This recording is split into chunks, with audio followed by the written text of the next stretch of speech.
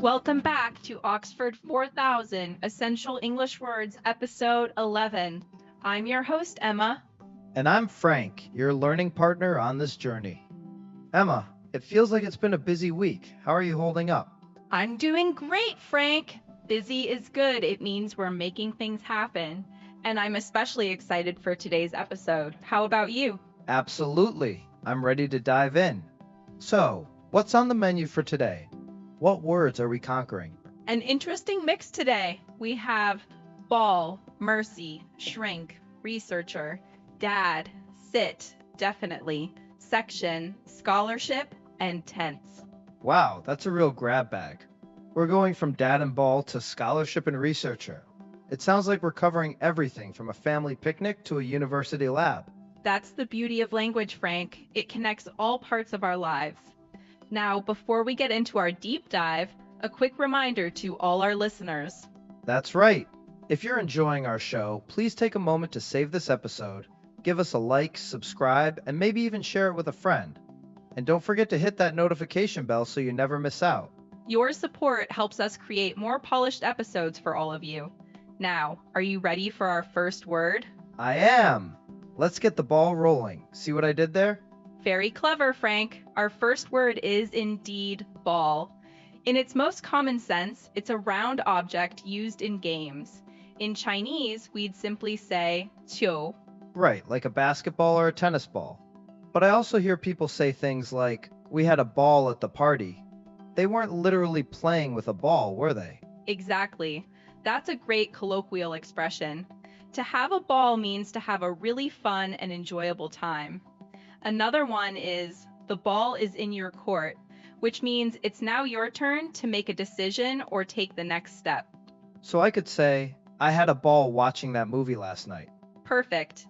And I could reply, well, I've given you my suggestions for our next episode, so the ball is in your court now.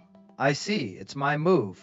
Okay, I think I've got that. What's next on our list? Let's move on to mercy. Mercy is the kindness or compassion shown to someone who you have the power to punish or harm. The core idea in Chinese is 仁慈 or 怜悯. So like when a judge gives a lighter sentence to someone, they are showing mercy? Precisely. We often use it with the verb show. For example, the king showed mercy to the prisoners. You can also beg for mercy. I feel like I beg for mercy from my alarm clock every morning. Does that count? I'm not sure your alarm clock is capable of showing it, but it's a funny way to use the word. Another phrase is at the mercy of, which means you are in a situation where you have no control and someone or something else does. For instance, the small boat was at the mercy of the storm. So, without a spare tire, the driver was at the mercy of the remote desert road. A perfect, if slightly worrying, example. Let's shift to our next word, shrink. Ah, shrink. My favorite wool sweater did that in the wash. It's tiny now. That's its primary meaning, to become smaller. In Chinese, that's 收缩 or 变小. My jeans shrank after I washed them. But it has another very common informal meaning. You mean like when people say, I need to see a shrink? Exactly. A shrink is a slang term for a therapist or a psychiatrist. It's informal, so you'd use it with friends, not in a formal report. For example, he's been seeing a shrink to help with his anxiety. So the word can describe a physical change or refer to a profession. Interesting. The market for that product is starting to shrink. That's a great business context. The verb form can also mean to move away from something out of fear or disgust. She shrank back in fear when she saw the spider. Got it. It's a very versatile word. Okay, what's next? Our next word is researcher. This one is quite straightforward. A researcher is a person who carries out academic or scientific research. In Chinese, that's 研究员. So, someone working in a lab trying to find a cure for a disease is a researcher. Yes, the researcher spent years studying the effects of the new drug. It can apply to any field. You could be a historical researcher, a market researcher, or a scientific researcher. My friend works for a company and her job is to analyze customer data. Is she a market researcher? She is. As a market researcher, she identifies trends in consumer behavior. It's all about systematic investigation to establish facts. Makes sense. Let's keep going. The next word is a simple but important one, dad. It's an informal word for father. In Chinese, it's like calling your father 爸爸. Simple enough. It's often one of the first words a child learns. My dad taught me how to ride a bike. Exactly. It's warm and personal.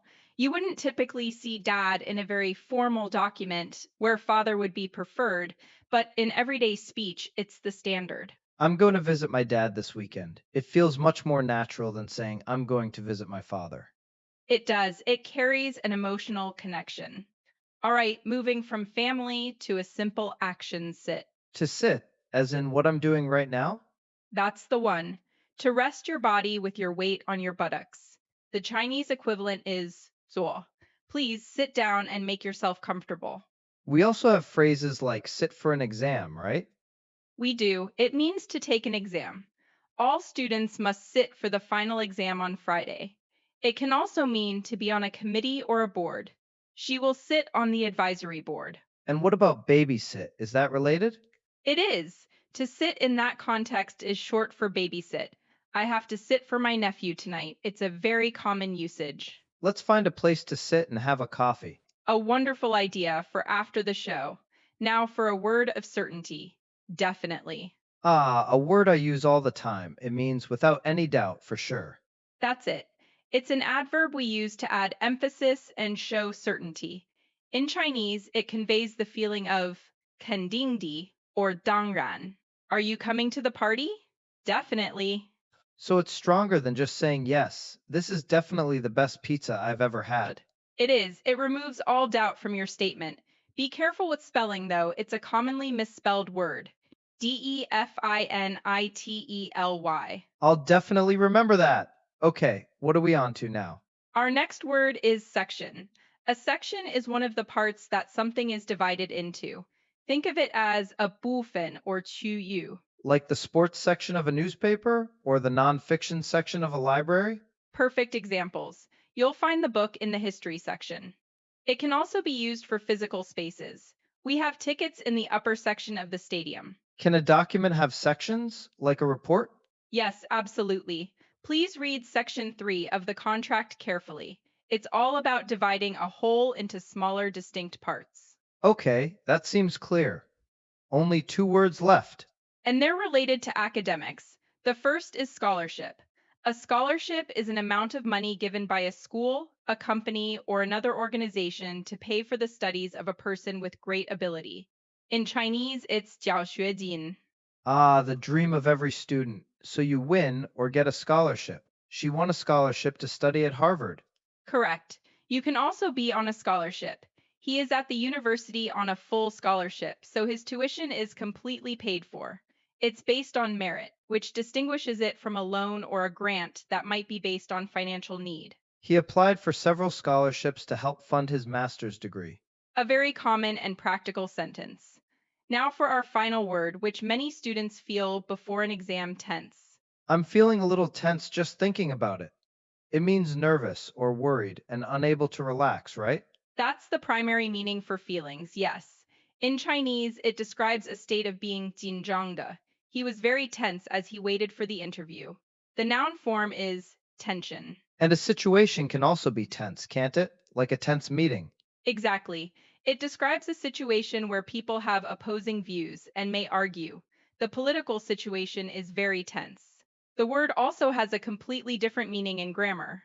Oh, right. Like past tense, present tense, and future tense. You got it.